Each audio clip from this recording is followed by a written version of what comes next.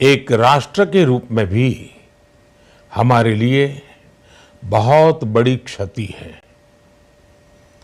विभाजन के उस दौर में बहुत कुछ खोकर भारत आना और यहाँ जीवन के हर क्षेत्र में उपलब्धियां हासिल करना, ये सामान्य बात नहीं है। अभावों और संघर्षों से ऊपर उठकर कैसे ऊंचाइयों को हासिल किया जा सकता है, उनका जीवन ये सीख भावी पीढ़ी को देता रहेगा। एक नेक इंसान के रूप में, एक विद्वान अर्थशास्त्री के रूप में और रिफॉर्म्स के प्रति समर्पित लीडर के रूप में उन्हें हमेशा याद किया जाएगा।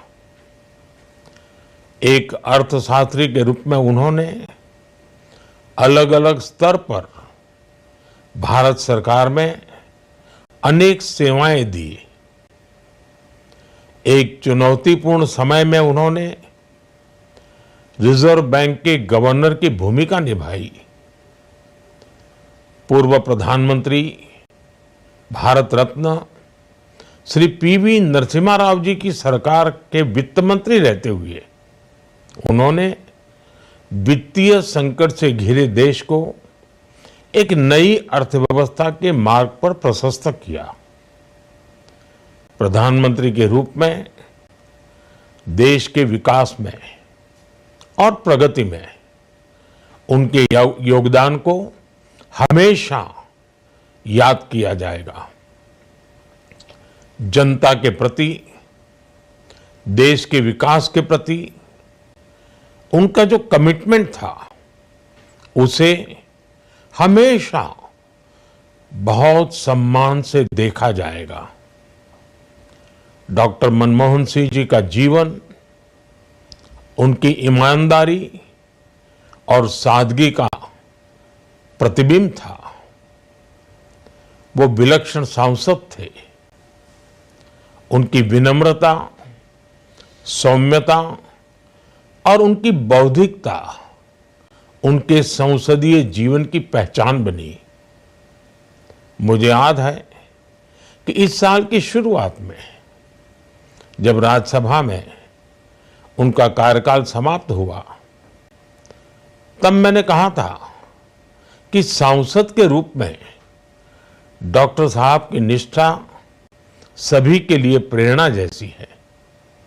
सत्र के समय अहम मौकों पर वो व्हीलचेयर पर बैठकर आते थे, अपना संसदीय दायित्व निभाते थे।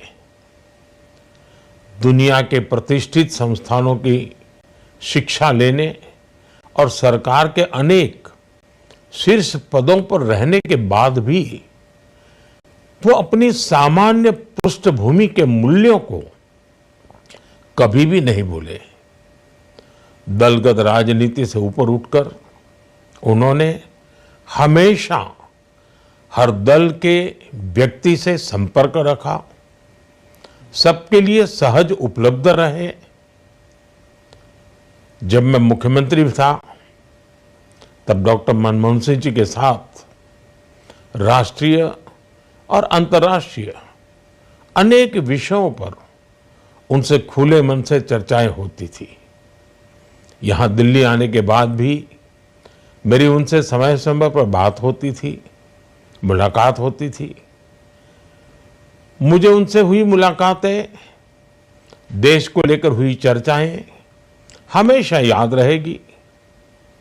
अभी जब उनका जन्मदिन था, तब भी मैंने उनसे बात की थी।